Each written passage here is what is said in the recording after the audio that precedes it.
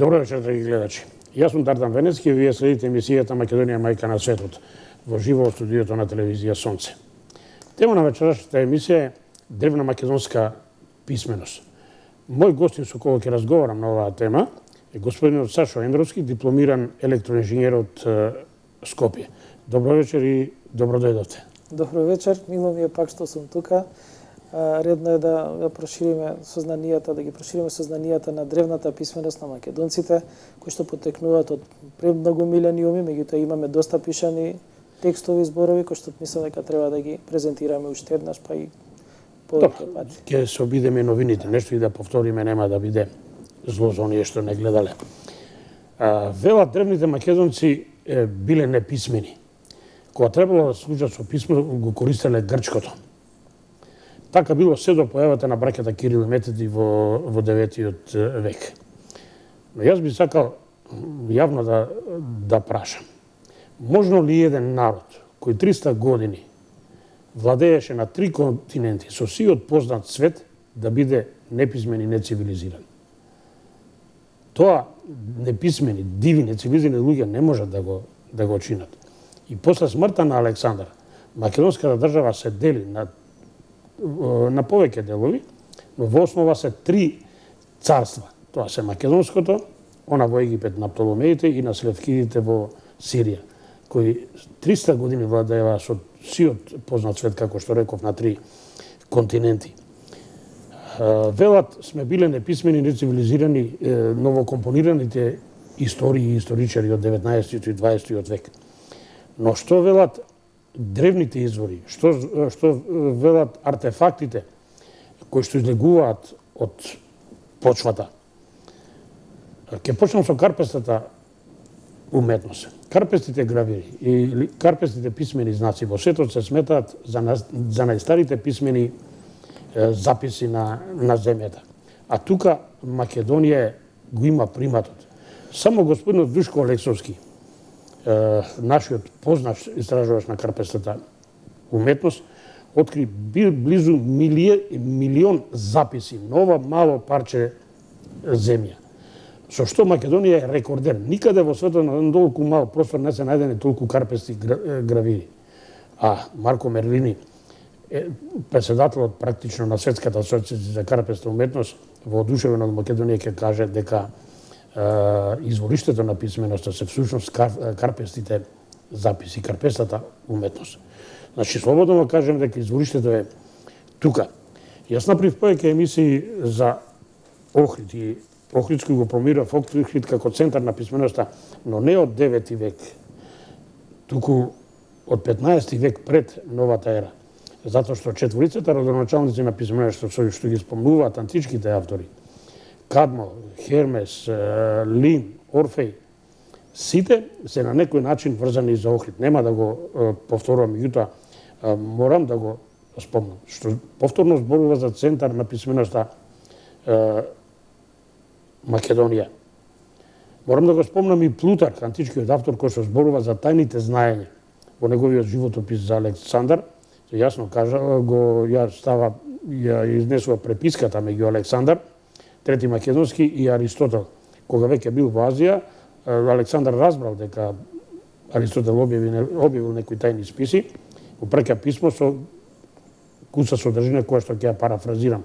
Се обраќа на Аристотел со зборовите, си ги оддел акроматичките и епоптичките списи, со што вели ние ќе се одликуваме, ќе се разликуваме од другите народи, ако тајните знаења, учења, на кои што им се посветивме, им ги откриеме на другите.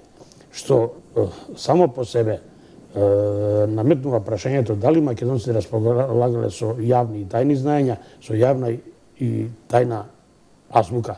Може би потврда на тоа ќе најдеме на каменот од звездата, кој што, меѓу другото, денеска ќе зборувам со мојот гостин.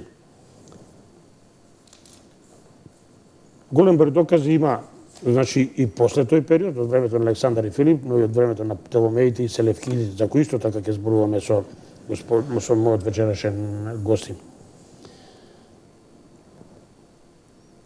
Господинот Сашо Ендровски ја проучува древната македонска писменост, поточно записите од Птоломеите што ги оставија во Египет. Тој е еден од најревносните следбеници на професор доктор Аристотел Тентов и покојниот академик професор доктор Томе Бошевски, кој го дешифрира каменот од Розета. Тоа е еден декрет од Птоломеите, какви што во Египет има стотици, а според некои и илјадници. Сите на 3 јазика со 3 писма.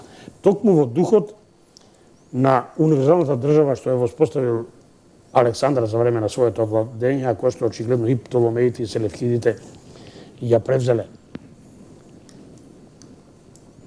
Вакви писма, како што е оно од каменот од Розета, имаме и во соседството, имаме и денес во Македонија, меѓутоа и на сиот простор кај што древните македонци завладеле од тука до Индија.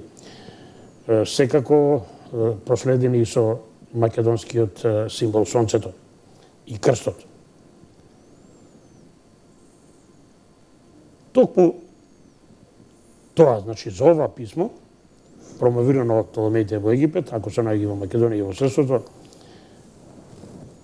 ќе му препуштам натаму еден поголем простор на мојот гостин, но прво да го запишам од кога се бави со оваа работа и до кои се новините во истражувањето на ова писмо. Значи, се бавам веќе 8 години со проучување на древното македонско писмо. Ние сме една група која што заедно посетуваме, се состануваме за да можеме полека и постепено да ги откриеме тајните, се помагаме еден со друг. Значи, дефинитивно не сум сам во оваа област, со помош на Аристотел Тентов кој што ја води групата. Значи, не само што е каменот од Розета земен како на наша поблиска историска средина, значи поблиско минато. Инаку реално да кажеме дека има повеќе камени декрети кои што се наоѓаат во Египет. Ги читаме и нив полека, меѓутоа има многу работа во нив, премногу обемен материјал.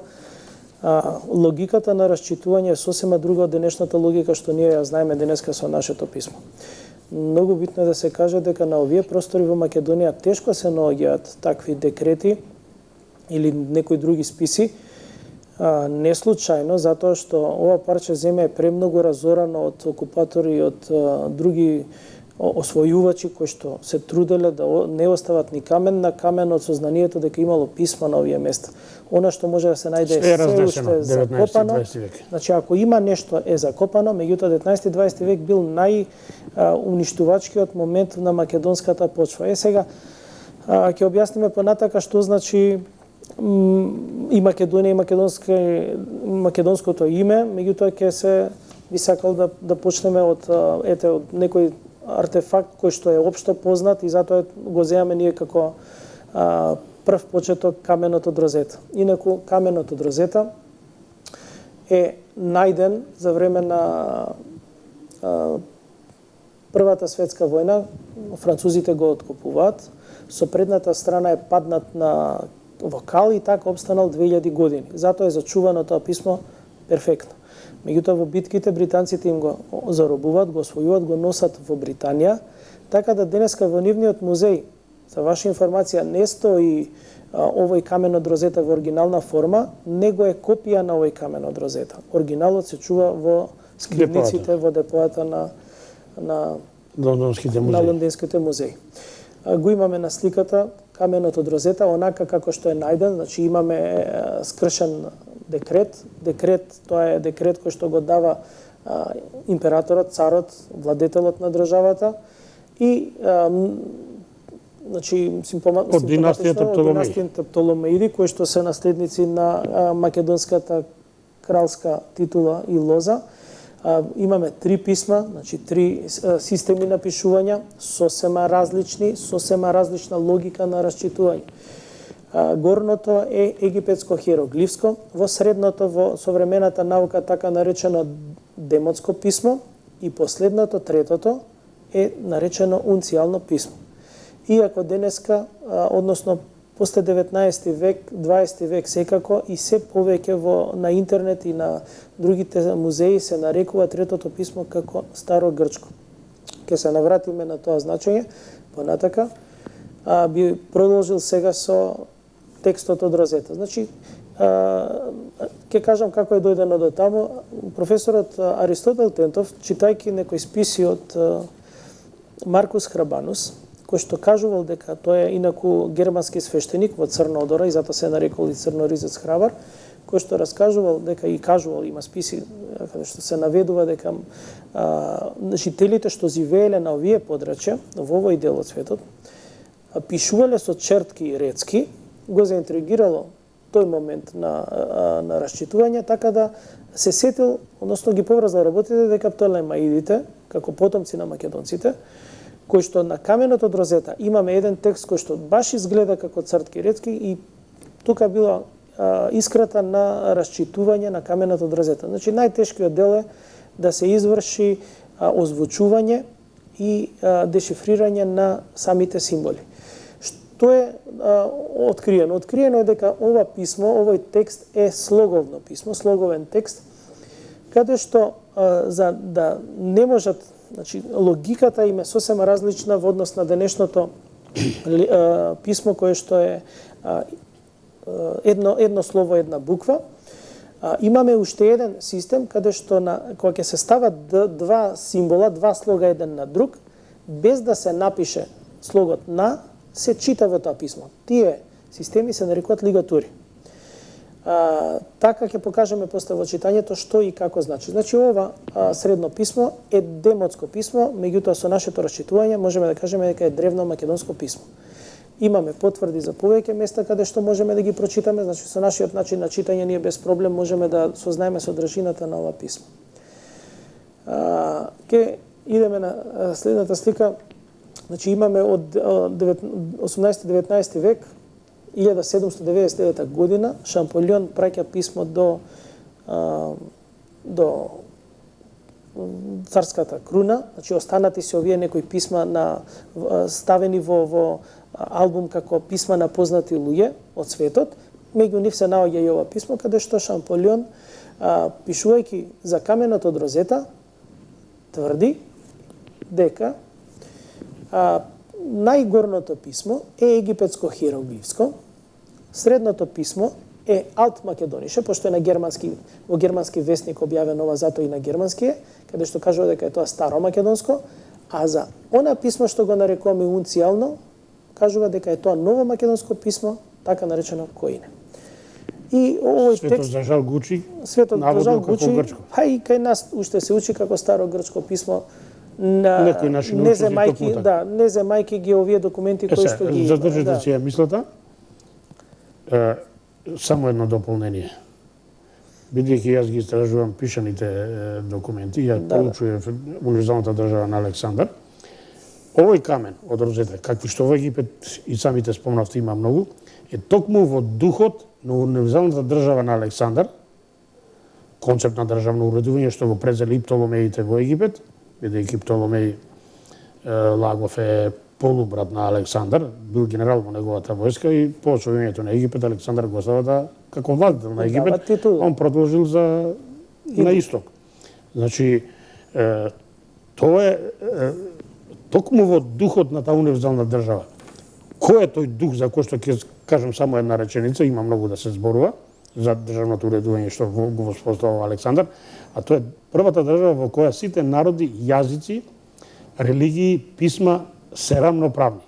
И токму ова што вие сега го зборувате, е каменот од Розета, на кој има три писма на три јазика. Првиот е египетскиот, вториот е древномакедонскиот, старомакедонскиот и третиот е новомакедонскиот. Значи првиот е на домородното население, вториот е на живите владетели. Така пише, моје живе господарство. Така.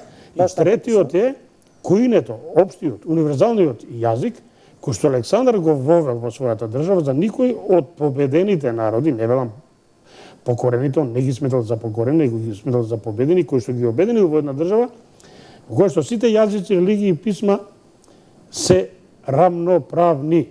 Значи, во војската и администрацијата морале сите, па дури и македонците да го учат овој третиот, кој не општи јазик. Да, значи го знаеле својот и го кажувале. Така да, сите тврдења дека денеска тоа е грчко писмо, дека тоа е Александар ширил културата на исток, на грчки јазик, со грчко писмо, паѓаат во вода. Затоа што ако е така, би било спротивно на концептот што македонците за времето на Александар, но и гледаме и Птоломеите и Селевкидите го почитувале тој Така, принцип. значи Евака, сега продолжете, опростете. Нема проблем. Значи во писмото стои системот на владење на македонците. Они кога освојувале, значи за да им го предочат дека не се поробувачи, него се водачи, владетели за кои што се грижат за сите своји суверени во своето владење, во писмото стои. Прво, на сите богови што ги имаат староседелното население можат да ги задржат, со тоа што главен бог, управител на останатите богови, ќе биде водач од македонскиот пантеон. Значи од македонскиот пантеон и обично е тоа младото сонце. Значи на тој начин Затоа сега го наоѓаме ни целата империја. Кога ќе се смират боговите меѓу себе, значи на духовно ниво, тога зашто ние на материјално ниво да не се смируваме? Тоа е суштината на владење на македонските цареви, императори во тоа владење со љубов. Со љубов. И космополитизам, почитување на другите, не со асимилација. Истото тоа ќе го сретнеме и кај покасно ќе го покажам, ќе го потенцирам, значи да остане како сегмент на следење и кај подочнешните македонски цареви кои што биле кронисани на овие простори, па и за рускиот цар истото важи. Се прогласуваат како цар на една одредена област држава и автократи или заштитници на сите останати кои што не се пород од онаа круна за кој што се прогласува царот. Тоа го имаме на каменот од Розета, тоа го имаме во нашите царевини кои што биле на овие простори, не ги спомнам сега, после ќе ги објасниме. И тоа се случува и кај за време на владењето на руските цареви. Ке одиме понатака, значи ова е сублимираното македонско писмо, односно слоговното писмо, меѓутоа составено во вид на денешни букви, за да видиме подреденоста на самото писмо. Имаме 8 самогласки. Тоа се во горниот. Во горниот ред со жолта боја, тоа се А, Е, И, Ъ, О, У, Е, О. Значи имаме точно 8 самогласки, од кои што денеска имаме само 5. Значи трите што се Ъ е isfрлено со Блаже Кондевски азбуката кога е променета, Е и О исто така ги немаме. Иако во нашиот речник и јазик се употребуваат секаде ги имаме тие. Рш, крт, имаме значи Ъ, кшта, каде што се употребува во некои дијалекти, Е го имаме секаде во битолскиот крај, Ио, умо, и така натаму. Во Охридскиот крај шт уште стои, Белоиште, Мороиште, значи Лабуништа, така да. Таа буква исто име останата во македонскиот јазик, каде што шт е isfрлено од денешната азбука што имаме. Ако погледаме добро, имаме после секоја самогласка имаме 4 согласки. И тоа е структурата на македонскиот јазик. Нема да навлегувам во суштината, зашто имаме откриено некои повеќе работи кои што се битни, меѓутоа нека биде ова сега што е. Значи, не е баш случаен редоследот. Ако А е врховната, првата небесна мајка, Б би била душата, Бо е душа, В е мајсторот. Мајсторот создава, со Творецот заедно создава божество. Значи имаме врховна мајка, Б како душа, В мајстор, Го е творец, Д е божество. Потоа се создават енергијата. Значи сето тоа создава енергија, па се создава човекот, кој што е Ѓ по слог, па имаме Ж, таа животна енергија, З ладна месечева светлина, Дзе сончева енергија. Значи случајно нема ништо, така да редејќи го овие символики до крај, последната буква е Ш, односно Ши, а тоа е камен. Тоа е веќе слегување во материјата како најтврда состојка на материјата. Од високата небесна мајка, која што се наоѓа на небесата, денеска во христијанството тоа би било мајката Богородица, до последната буква, односно каменот во материализација, Ши. И денеска викаме некој кој ќе се скараме, бегај, да не ти е шибна медна. Ши е камен, односно значи каменување, шибање, тепање со камен некого. Ова се во развиена форма нашата слоговна азбука, каде што во најгорниот ред се дадени се буквите од каменот од Розета, ова се древната македонска азбука, излечени од каменот од Розета и нивните ротации. Суштината зашто е проблем за некој друг да свати како да го дешифрираат е баш таа поставеност на ротациите и слоговите. На тој начин, земајки дека имаме илјадници символи кои што имаат сосема друго значење, а у суштина само се менува самогласката. Со гласката останува главен носител, со промена на ротацијата и место положбата на слогот на согласката се менува самогласката и на тој начин се добива комплетно ново значење на слогот. Нашиот говор денешен, македонскиот, е исто така слоговен, меѓутоа ние го имаме заборавено значењето на слоговите. Кога ќе речеме деца, де е божество на древномакедонски, а ца е нешто кога влегува, нешто кога се отелотворува, кога станува нешто во тврда материја. Значи деца би било отелотворени божества. Ако се сетиме дека децата ги нарекуваме како ангелчиња, тогаш е многу логично да тие бидат отелотворени божества, затоа што душата кога влегува во телото, исто како да ни дошле во наше дружење ангелчиња од небото. Тоа значи не е случајно останато, тоа е останато уште од времето на древното македонски систем на означување и поимање на светот и структурата на космосот. Ќе видиме полека како иде. Значи имаме систем на озвучување, овдека е прикажан симетричниот систем на озвучување. Ја земам за пример буквата Б, меѓутоа во секоја од тие положби, десно имаме Бо, тоа е небесна душа, Б, тоа е да се бъдне дека постои нешто во склоп на екзистенција, Б е бебе или дете, и денеска викаме бебе, а Бо е душа, меѓутоа која што се спрема да оди на небо. Тоа е симетричниот систем, а ова би бил асиметричниот систем на означување на слогови, каде што имаме 8 ротации, за секоја од тие ротации имаме по една самогласка. Овде е земена буквата П, имаме по, пе, пе, пи, пу, па, по и п. Значи, системот во склопот како ќе се најде, така можеме да прочитаме самогласката. Инаку најдено е на камената дрозета во еден текст дека овој декрет ќе се запише со ладна светлина на камен напишано со сончеви рецки. Тие сончеви рецки се нарекува на Реј Дзеј. Значи, нашето писмо се нарекува сончеви рецки. Сега, да го поврзаме со оно черноризец храбар. Така. 4 рецки. 4 рецки, а овде ни стои рецки. Да ги подсетам гледачите, јас често пати сум зборувајќи за најдревното македонско писмо, записи имаме кај Диодор од Сицилија, кој што вели древните пелазги, македонците се дел од тоа големо пелазгиско семејство кое се протега од Крит до Балтик, пишувале со првите врежени знаци на пелазгите и јазикот пелазгиски. Значи, пелазгиското писмо, за кое што пишува Диодор од Сицилија, кој што вели дека со него се користел Лин, Орфеј и Пронапит, учителот на Хомер, користеле писмо со првите врежани знаци. Значи, поврзете ги првите врежани знаци на пелазгите од Диодор, ова што вие сега го забележувате на камерата од розета, сончевите рецки и чертите и рецките на черноризец храбар, многу ми се совпаѓаат. Тоа значи ли тоа дека тоа древно писмо е од памтивека? Најверојатно, значи да За жал, кажеме, нашава наука без да сакаме. Значи, не навлегува во тоа, меѓутоа без да сакаме ни се погодија некои работи случајно или не, или провидение, како што викаат нашите стари. излегуваат на виделина. Излегуваат на виделина. Значи, при посетата на Аристотел во Египет, во Министерството за архитектура и археологија и За антиквитети. на нивната презентација, министерката има изјавено, значи, оние милиони папируси што ни стојат во магазин, сите се тие така напишани на тоа писмо. Значи, они се уште не можат ништо да прочитаат, али ни кажа дека имаат страшно големо депо на древно македонско писмо, или демонско писмо нека биде.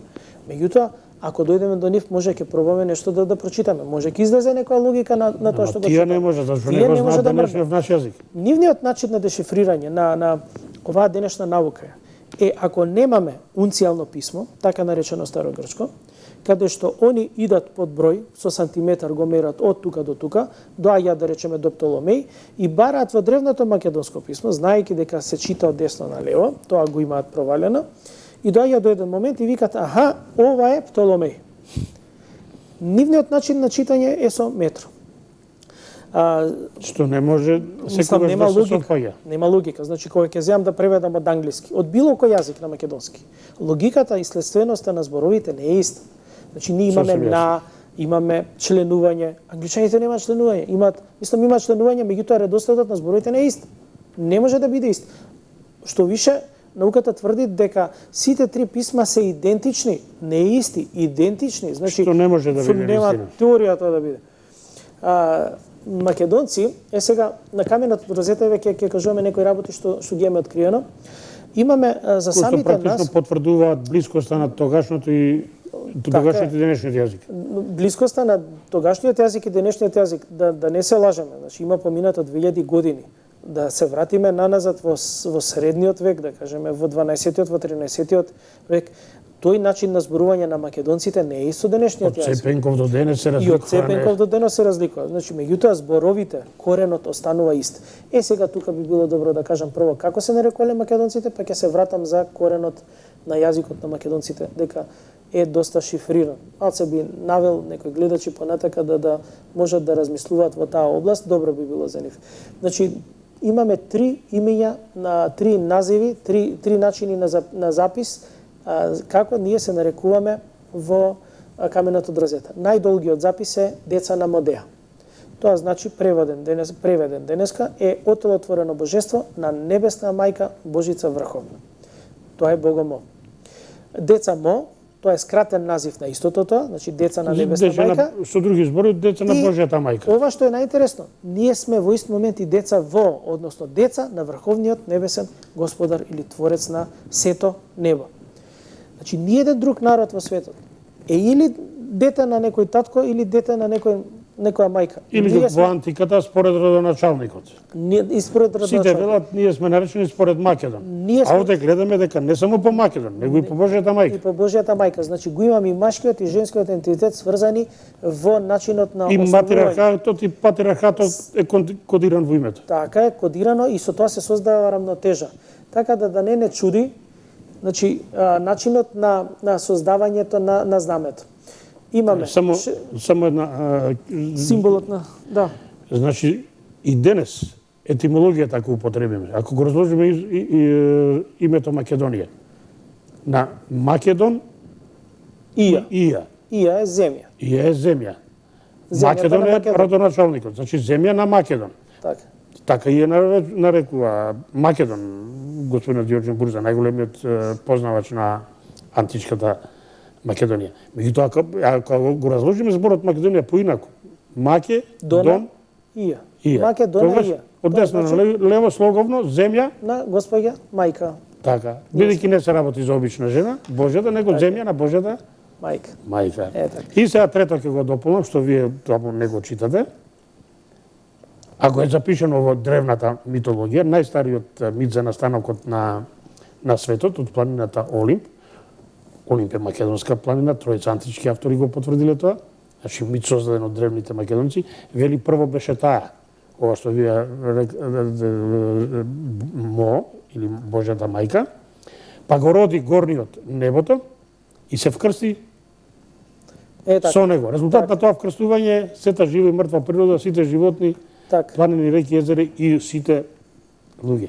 Продолжете Ова што сега. го кажувате, Значи се совпаѓа. Се совпаѓа. Еве ќе потврда за гледам- ова што ви го зборите. Значи ќе поминам со Ајде сега. со За знамењата сонцето, да, и добро. ќе го потврдам со боговите кои што се најдени Така. во каменот од Розета. Значи ние има многу народи во светот што се деца на сонцето или односно народ на сонцето. Јапонците се народ на сонцето. Има Непал имаат исто во знамето сонце.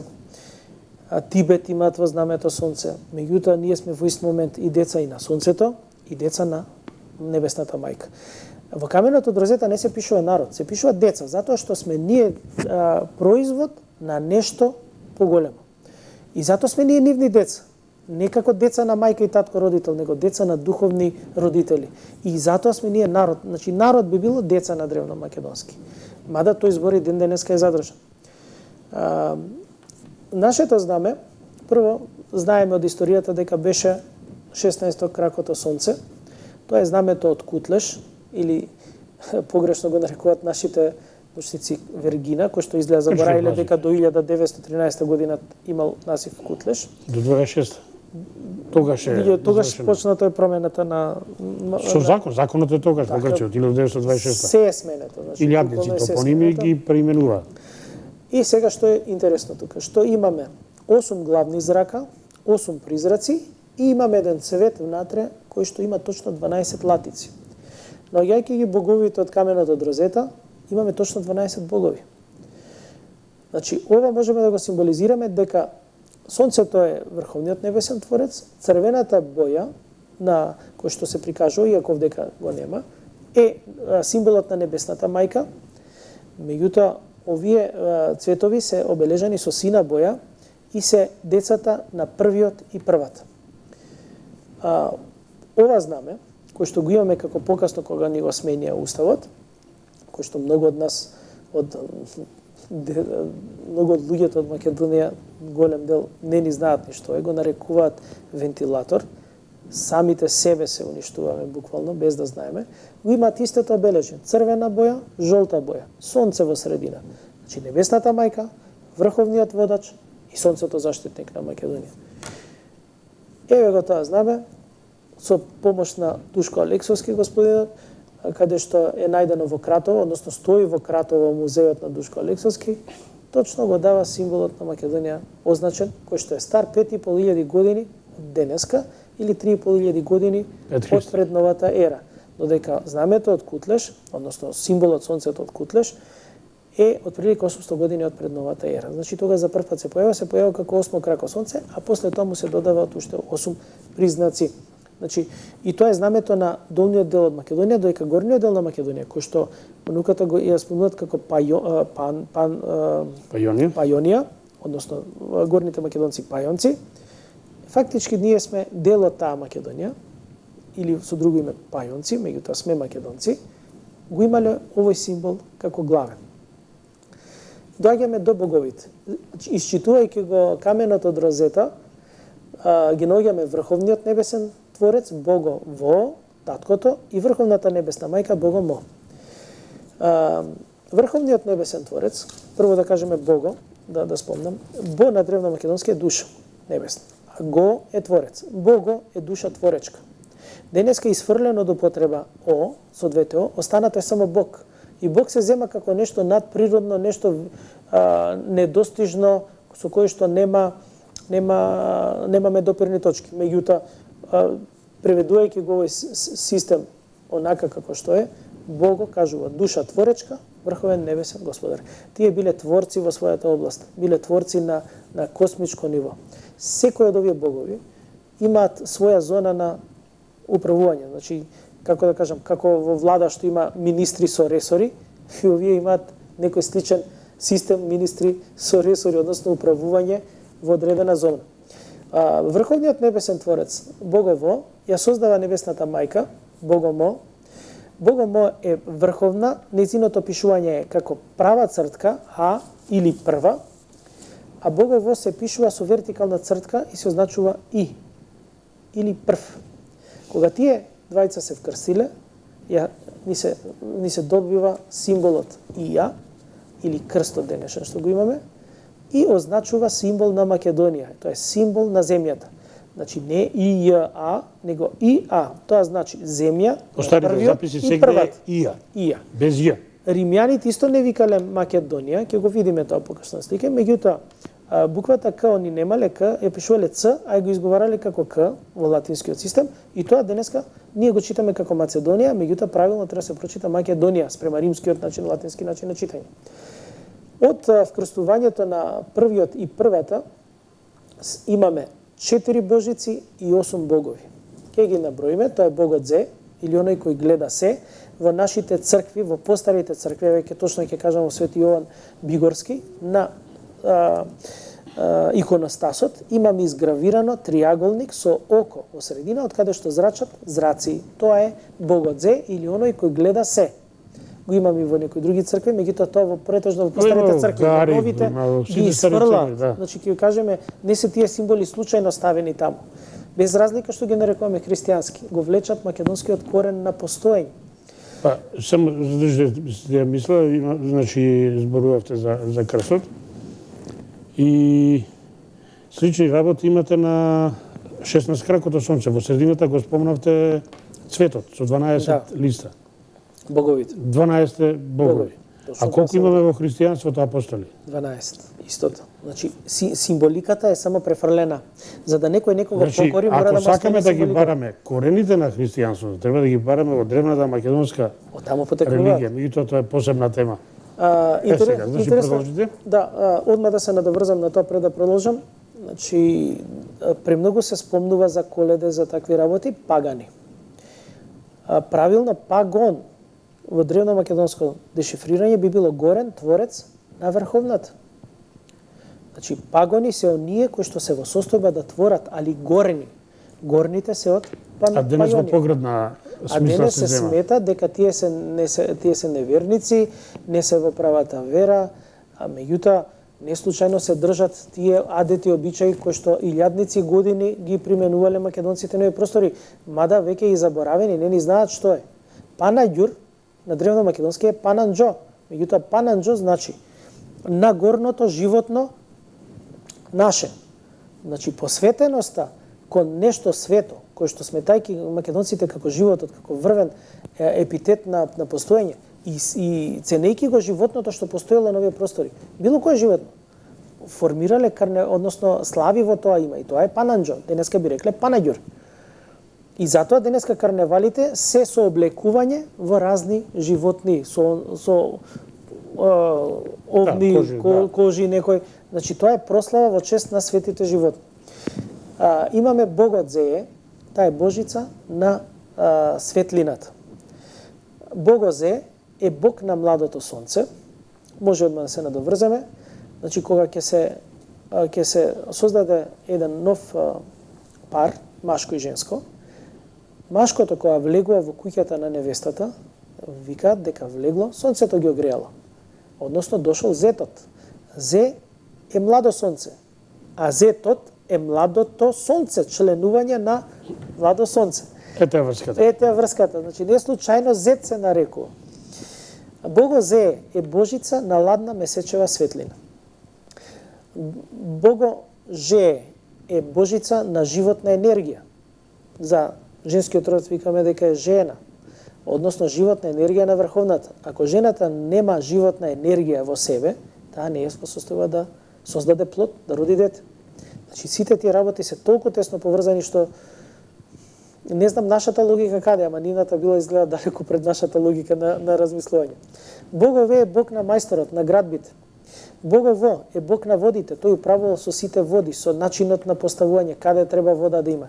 Имаме Богохо, таа е божица на писменоста. Денеска ние за лист... Божица на писменоста, велиме, биле древните македонци неписмени. Имале божица на писменоста. Е, така. Значи, Богохо е божица на писменоста. Двете О преоѓаат во А денеска. Двете Е преоѓаат во И. Хартија, веројатно. Значи, хартија, имаме синоним дека хартијата кај нас е женски род. Во Србија би било папир, односно машки род. Машки род. Значи, ја изгубиле врската. Ја изгубиле врската со божицата на писменоста. Кај нас божица на писменоста не може да е машки род. Затоа станува Богохо. Таа е прва штитеничка на небесната мајка, затоа што таа ја носи писменоста. И таа се нарекува Аштее, односно врховна штитеничка. Пошто македонците прават град во нејзино име, градот се нарекува на древно македонски По. И имаме град Аштепо. Дали тоа може би Штип? Археолозите треба да откријат. Треба да откријат, значи кога доаѓаат римјаните, они буква Ш немаат во својот начин на однесување. Двете Е преоѓаат во И, имаме Астибо. Кога си одат римјаните, се враќа на старо, меѓутоа до денешен ден отфрлени се почетната и крајната буква, имаме Штип. Сме ги изгубиле врската. Градот на писменоста на македонците, онаму каде што се чуваат списите, е Аштепо, односно Штип. Каде е Астибо? Нека бараат археолозите, се уште не го немаат најден. Некаде е закопан. И ги имаат Баргала, ама Баргала не е Астибо. Али знаеме дека старото име на Штип бил Астибо. И реката Астибо и градот, добро. Идеме па натака. Значи имаме бог на животните, тоа е Бого Џо. Имаме бог на здравјето, Бого Ка, оној што се грижи за нашето здравје, што ни го чува животот. Бого Ѓа е бог на војната, значи ни требало некој, па денеска би рекле ѓавол, ѓаволот е нешто најстрашно, тогаш Ѓа е значило човек војник. Ѓе е човек, а Ѓа е човек војник, односно оној кој што војувал. али Богодја е оној кој што ја знаел комплетна стратегија за бранење на територија, за освојување, за војување. Не случајно македонците и биле толку ја расшириле територијата. Значи немаат изгубено ни една битка. Со 40.000 луѓе војувале со пола милион армија. Да видам тоа денеска дали некоја, па и најсовршените армии дали може да го направат тоа. И со ист однос на сили по оружјето. Јас имам тука едно друго видење, значи ќе задржате се ја мислата. Јас велам Александар гости светот со силата на својата идеја. Тој понуди нешто ново. Така е. Значи држава на равноправни народи, избришени границите меѓу народите од тука до Индија, меѓутоа секој си го задржал својот идентитет, својот јазик, писмо, религија, култура. Меѓутоа земја од тука до Индија во која што нема веќе војни. И воведувајќи Кој не би го сакал тоа? еден јазик кој што е општ за сите. Општ за сите, што морале сите да го учат, па дури и македонци. Значи секој можел да учи свој јазик. Тоа не било збор, меѓутоа за разбирање и разговор помеѓу сите во целата империја Еден бил нов. јазик. Тоа е Јазикот, на кој не е Третиот ново текст од македонски каменот, јазик што го нарекува Шамполион. Последен бог е Богоса или бог на садењето. Пандам на Богоса денеска би бил Свети Трифун. Па не знам Затоа дали што Свети тој Трифун. е па еве вака Јас како би рекол поврзан. Свети Атанас, дел на земја, Да. на земја, а ово е само на винарите. Ако е на винарите, меѓутоа што Може, е, што е добро. суштината? Еве ќе го објаснам тоа. На каменот од Розета најдено едно место каде што се кажува дека секој од својот имот треба да даде една десетина во чест на Врховната небесна мајка од нејзините имоти. Односно се вика на момој и моње. Имотите на небесната мајка се лозите. И продуктот добиен од лозите е виното. Виното. Виното е нектарот на боговите. Од таму тоа станува нектар на боговите. Затоа тоа е божествен пијалок, виното. А кој е заштитник на имотите? Богоса на земјата што ја сеат. Значи можеме така да ги врземе. Сега тоа Боже мој треба да докажеме дали е така, ама нас ни требаат повеќе Останува камења за науката да го доразработи. Нека Дедо се- ми беше земјоделец, знам дека нивни празник беше Свети Атанас, 31 јануар. А Свети Трифун го славеа лозарите. На следнава слика го гледаме Александар Македонски на мозаикот од Помпеја. Што е интересно? Ги гледаме на цела слика сите коцкички, мозаикот. Али на десното раме имаме матен дел кој што не се гледаат коцките. Значи ова е намерно ишфрлjan за да не се гледаат каменчињата. Али на левото раме се гледа под наметката дел што стои. Пред година и пол дена експедиција од грците Има изложба. и изложба правејќи по Во цел Лондон. свет и во Лондон во Ашмолеон музеот ја објавуваат следнава слика, сметајќи дека тоа е дел од 3000 годишнината на грчката историја на македонизмот, мислам, односно на Александар Велики, они го нарекуваат. И на таа слика прикажуваат делот од рамото, што не се гледа на други слики. Гледаме тоа е еден бел крст. Нас ни дојде кокесна десетка, затоа што читајќи го писмото имаме еден сегмент каде што Зборуваме за писмото од каменот од Розета. Цело време е каменот од Розета, зашто тој ни е тука близок до нас и можеме да црпиме информација од него, затоа што можеме да го споредуваме со останатиот дел од текстот и со унцијалното, дали се совпаѓа. И на тој начин ние гледаме каде се движиме во кои точни рамки, дали точен ни е преводот или бегаме малце преводот. И тука го читаме ова како Иродја, од десно на лево, во жолтиот квадрат, Иродја, на рамеве, деца, на лозе, на ија. Иро, денеска би рекле херој. Затоа што во 17 век се става хеедно. Значи не се вика, не би требало да се вика Хераклеа, треба да се вика Ираклеа. Не е Херкул, него Иракле. Човекот бил херој во рацете. Да. Затоа е Иракле. Значи херојот, јакиот херој, јакиот човек. Ираклеа би била градот на храбрите или градот на Иракле. Не е Херодот, него е Иротот, односно Ирод. Пак е врзано со зборот херој. И од таму тоа доаѓа дека е херој. Херојот, војник, војникот е херој, Александар Македонски е војник, на рамеве, на раменициве, на децата, на народот, да се стави знакот на Македонија. Символот на Македонија, знакот Белиот крст. Ете го белиот крст стои. На градите го носи символот сонце, тоа е малото сонце. Односно, и уште една потврда дека крстот е еден од најстарите символи на македонската земја. Се чита се чита Ија. И А. И значи Македонија. Првиот и првата. Тоа е земја Нивното на вкрстување. првиот и првата, односно првиот. И подоцна земен како основен символ на христијанството. Кога некој сака да уништи некоја цивилизација, мора да му се смени символиката на значење на еден одреден символ. Кога ќе му се смени символиката од Ија, дека е земја на Македонија, во символ на спасување, некого обесиле на крст и тоа цело време никако да го симнат, а фактички тоа е символ на смртта. Во тој случај ни наметнуваат нешто што не е во ред. Сите денеска Добро, да не навлегуваме во тукувањето на крстот, да не символ на спасувањето денеска се нарекува христијанството. Црквата наша мораме да си ја почитуваме. Тоа е во ред, меѓутоа на камената од розета белиот крст постои. Ќе ви покажам слика после уште една каде што имаме крст, кој што е уште пред христијанството.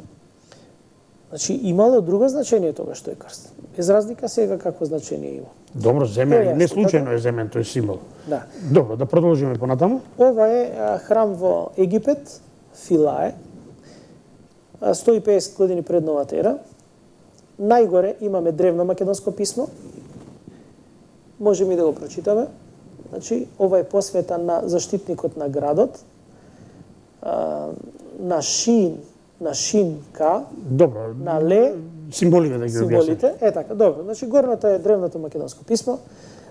Под него е денешното сонце, значи осмокрако сонце. Осмокракото, а испод него? Најдоле тоа е најинтересното што имаме крст.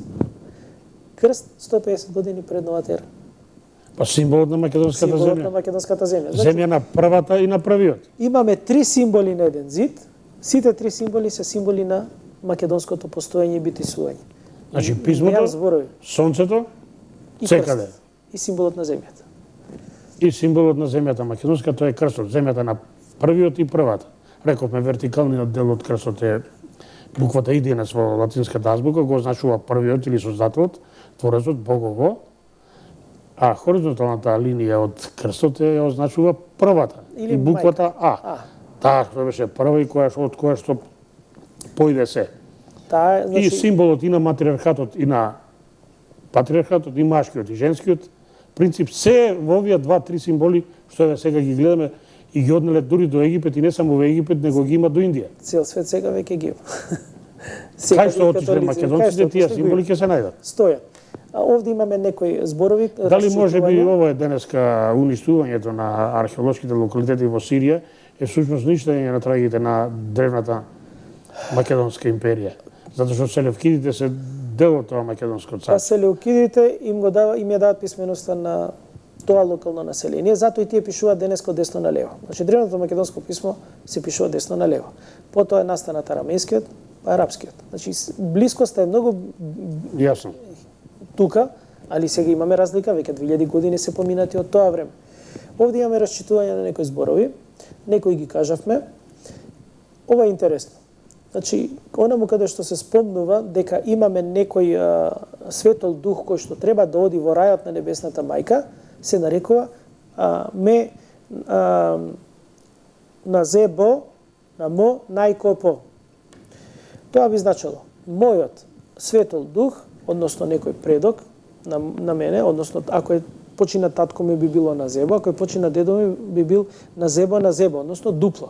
Јасно. Едно колено претходно, се наоѓа во градот на небесната мајка на небото. Тоа би било најкопо. Нај е врвниот, нај нешто прво, ко е небо, по е град. Најкопо е градот на небесата или денеска би рекле рајот.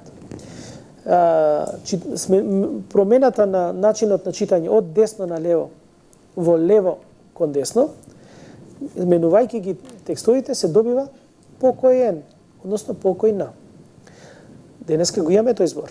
Оној што ќе почине, викаме дека е умрен, односно покоен. Да го покоен. Ама значењето не е изгубено. Покоен и ние сите сметаме дека го закопуваме под земја. Суштината е дека покојниот, односно духот негов се движи во небесата, таму му е местото на постоење. Не на земјата сме ние. Телото. Телото станува на земјата. Значи сосема друг начин на размислување на животот и на постоењето на светот. Имаме за Џо, интересно е, символот на Џо го гледаме како е, а за Втора светска војна тој символ е удвоен, Џоџо, или животиња или животно, тоа е звер. Тоа го имаат специјалните единици во Германија, есесовци што ги викаме. Тоа се одреди на смрт. Не случајно тој символ им е даден. Го зеле. Го зеле, затоа што точно не знаеле. Точно знаеле што е. Така е, Ние денес не знаеле. Оние земаат и десната свастика, би рекле денеска, меѓутоа ја вртат под агол и под 45 степени. Најдена е во Пергамон и они откопувајќи во тие места, земајќи го символот како на нивното тајно друштво Аненербе, на тој начин, осознавајќи ги суштината и значењето на тој символ, го земаат како символ на нивното знаме. Па го има на сите простори докато што стигнале. Го има на сите простори. Значи денеска тој символ се сврзува со злото, меѓутоа основното значење не е злото. Основното значење имаме лева и десна, тие два се наоѓаат на плаушник. Двете се наоѓаат на плаушник во крстилницата. Таму имаме јагула, кадва, значи сите тие символи. И земното сонце, и небесното сонце. Се има таму. И тоа го викаме, тоа се рано христијански символи. Како може да биде рано христијански символ кога христијанство во тоа време не постоело? Значи, имаме лева и десна, која што левата е момо, односно мома или мамо, и е символот на реинкарнација, а десната е символот на единството. Јас и сите ние. Значи, тоа што Хитлер зел, го зел символот на единството. Спојувајќи ги двете, го добиваме крстот или основниот символ во глаголицата што се користи покасно.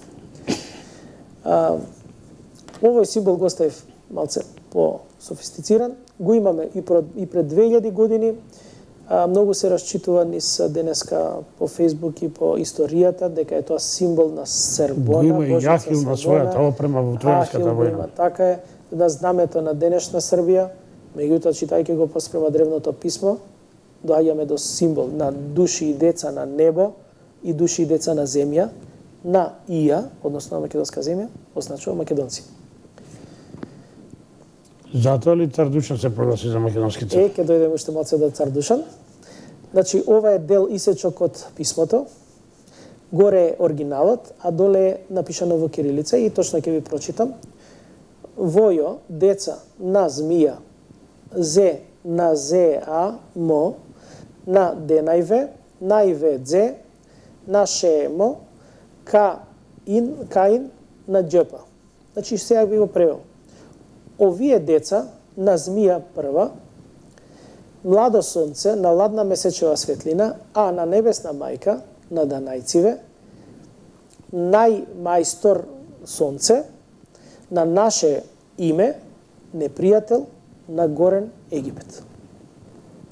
Значи, данајциве душманите се непријатели на нашето име. Уште од тогаш. Па убаво си запишале. Ако гледаме денеска, дека и ден денеска не напаѓа да го промениме нашето име. И немам веќе, мислам, што да кажам тука, тоа застанува.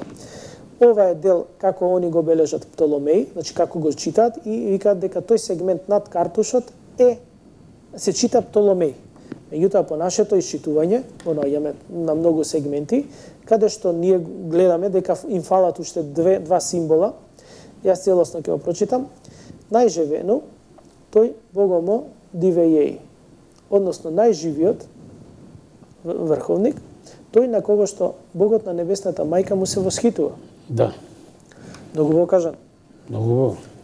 Тоа е Птоломеј. Тоа е Птоломеј. Ова викаат дека овој сегмент е Клеопатра, меѓутоа ако го прочитам, многу повеќе. Најсинуто, жевенто, намо, мого, ве, а најнадзе име njemo. Значи, на сите, врховник тој, животната, на небесната мајка, на мајката, небесна мајка Творец Мајстор, а најсветлото име неизина.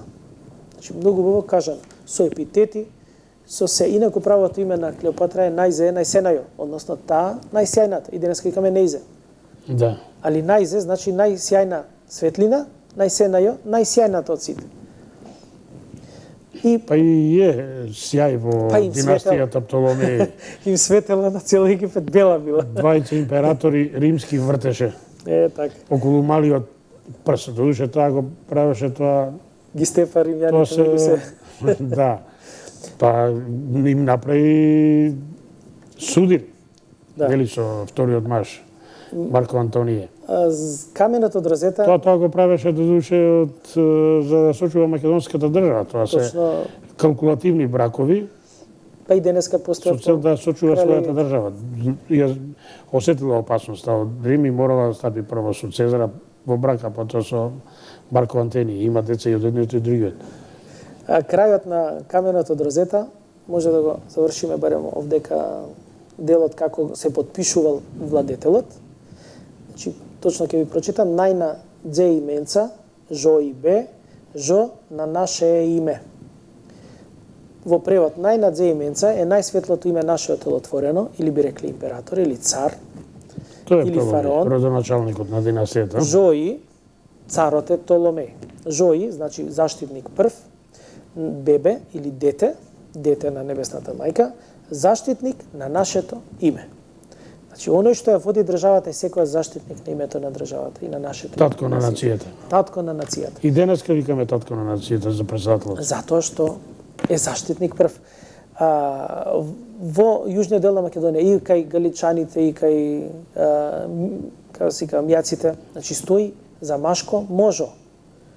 Мож или Можо, мож или можо. очерувано.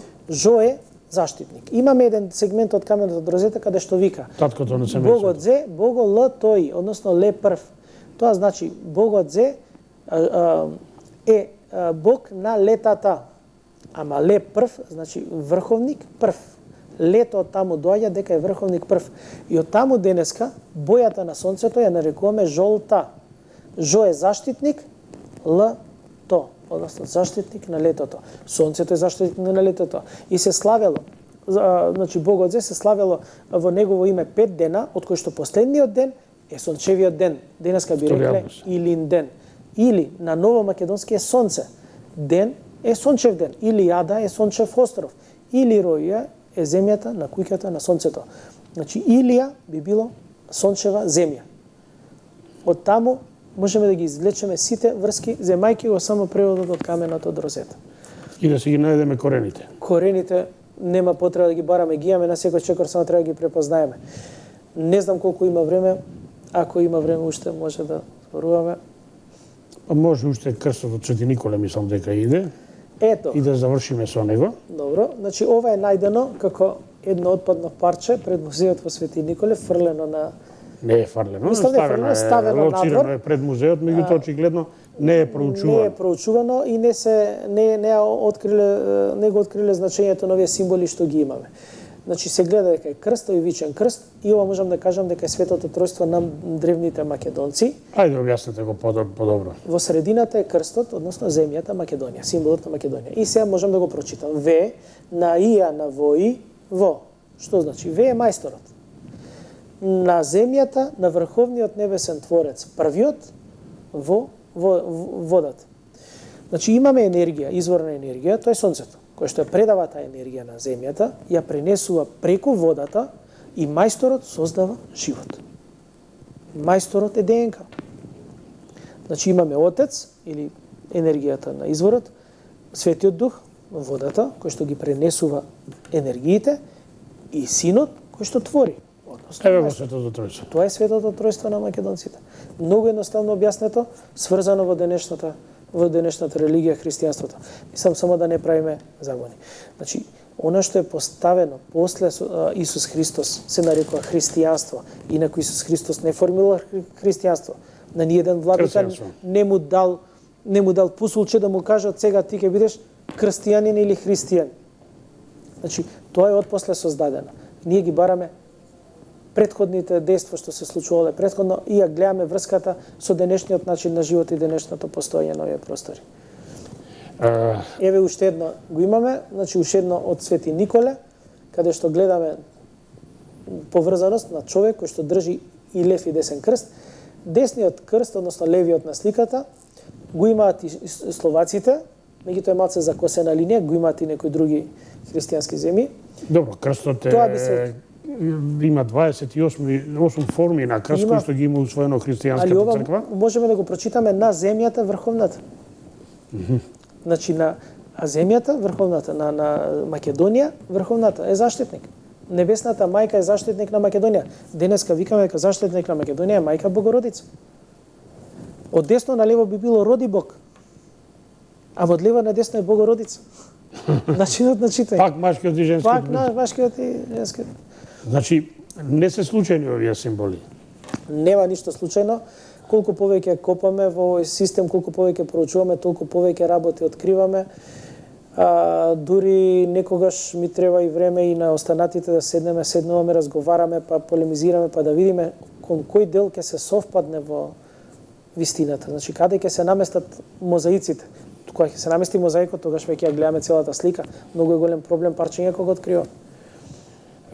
За жал, на време во истече. Нема да биде оваа единствена емисија со господин Саша Ендровски. Ви благодарам за учеството. Се надевам гледачите уживаа во вашата презентација, како што јас за цело време уживав и се воодушевував. И се надевам нема да биде последно гостување. Уште еднаш ви благодарам. Благодарам многу за приемот. Мислам дека има што многу повеќе да се покаже. Убаво е да поголем дел од македонската наука се посвети барем малце на овие моменти, да ни помогне, ако сакаат, нивна волја. Значи, убаво би било со заеднички сили ние што сме го откриле да го презентираме, да го кажеме, нека го потврдат, нека го побијат. Сигурно имаме грешки, сигурно, значи не е се статично, науката не е фиксна. Науката се шири. Оживо. И ние треба да идеме во чекор со науката. Не мора да чекаме некој друг од страна ни каже кој сме, што сме. Дајте ние сами тоа да го направиме. Никој не може подобро од нас да ги разбере овие работи. Логиката наша е се уште задржана на овие простори. За крај само можам да кажам, македонскиот јазик е аналитичен. Значи кога зборуваме со самиот изговор на некој збор, кажуваме и некое значение. На пример, ќе земам рака. Рака, за рака, под рака, пред рака, по рака, ракав, ракавица, на раквица. Ако земеме во англискиот јазик, hand, sleeve, glove, врска нема еден збор со друг, немаат поврзаност. Кога ќе ви дадам предност, почитувано лице, ве пуштам, додите пред мојот нос. Значи, символиката, сложената структура, значењето е се сврзано внатре во зборот. За жал, истече времето, уште еднаш благодарам и на гледачите на укажаното внимание. Гледајте ги репризите. Недела 7 часот наутро, вторник 18:30 и среда 12 часот напладне. А со нови содржини наредниот вторник 19:45. Уште еднаш благодарам. Благодарам. Пријатна вечер.